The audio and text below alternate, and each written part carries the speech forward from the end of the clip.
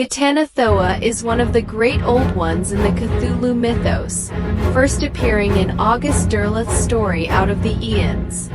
He is an ancient and terrifying being, symbolizing extreme evil and corruption. Ghatanothoa's presence and its influence represent one of the core themes of Lovecraftian horror, the incomprehensible cosmic terror. Ghatanothoa's appearance is so horrifying that it's impossible for the human mind to comprehend it without suffering severe consequences. Those who witness Ghatanothoa are doomed to suffer a terrible fate. Their body becomes petrified, with their skin and muscles turning to stone, yet their consciousness remains intact. This petrification curse is one of Ghatanothoa's defining traits. Victims of this curse are trapped in an immobile stone-like body but remain fully aware, forced to endure an eternity of unrelenting pain and fear. Ghatanothoa is an ancient entity, originating from a distant alien civilization, predating humanity. Like the other great old ones, he is a mysterious and horrifying being, existing on the fringes of the universe long before human life emerged. He was brought to Earth by a group of enigmatic priests and settled on the lost continent of Mu. In Mu's religious beliefs, Ghatanothoa was worshipped as the supreme deity, and his powers and curse instilled immense fear among the people. To contain Ghatanothoa's power, the people of Mu constructed a massive pyramid to both worship and imprison him. The interior of the pyramid was said to contain ancient runes that kept his power in check. However, any attempt to enter or glimpse at Ghatanothoa would result in the victim being cursed with petrification. When the continent of Mu eventually sank, Ghatanothoa and his curse were buried beneath the ocean. Even though Mu no longer exists, the legend and power of Ghatanothoa have continued to survive in myths and stories throughout the ages. In the Cthulhu mythos, Ghatanothoa symbolizes inescapable fate and terror. Like Cthulhu, he is one of the great old ones with immense power, but his horror comes from the petrifying curse that traps any living being in endless suffering. He exists alongside other great old ones, representing unknowable and incomprehensible forces that defy human understanding. His story highlights the helplessness and insignificance of humanity in the face of supernatural forces, reflecting the core themes of cosmic horror in the Cthulhu mythos.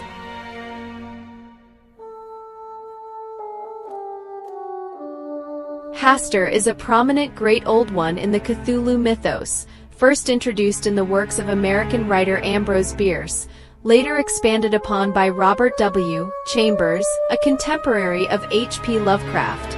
Over time, Hastur became an integral part of the terrifying entities in the Cthulhu mythos. Hastur's origin traces back to Bierce's short story Haida the Shepherd, but it was in Robert W. Chambers' collection of stories The King in Yellow that Hastur's role became more defined.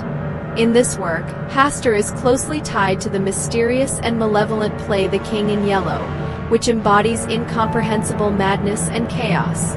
Although Lovecraft incorporated Hastur into his own mythos, he didn't provide much detail about the entity. It was Lovecraft's successors who expanded on Hastur's lore. In Chambers' stories, Hastur is closely associated with the King in Yellow and the city of Carcosa, a strange place shrouded in madness and horror.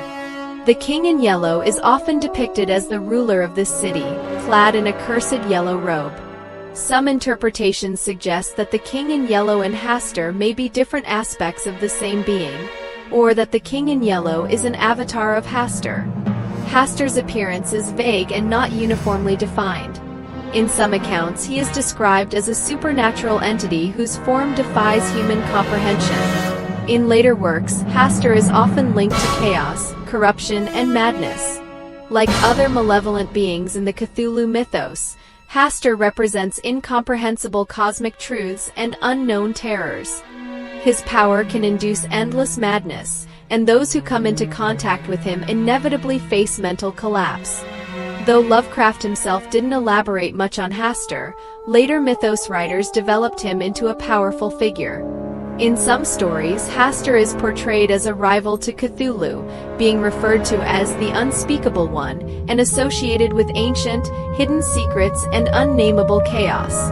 Hastur's terror primarily stems from his influence on the human mind. In many tales, contact with Hastur's power or knowledge drives humans to madness. His curse and powers are often tied to cults, forbidden knowledge, and chaotic forces. Hastur's influence also extends to his followers and cults, who seek to summon his power through various rituals. These followers believe that by connecting with Hastur, they can gain supernatural abilities, though these powers ultimately lead to their destruction. Hastur's image has evolved over time, from Bierce's initial conception to Chambers' The King in Yellow, and finally, Lovecraft's universe of cosmic horror. Hastur symbolizes unknowable chaos and unending madness, with his influence spreading across both the human mind and reality itself. He reveals humanity's vulnerability and fear in the face of unknown forces.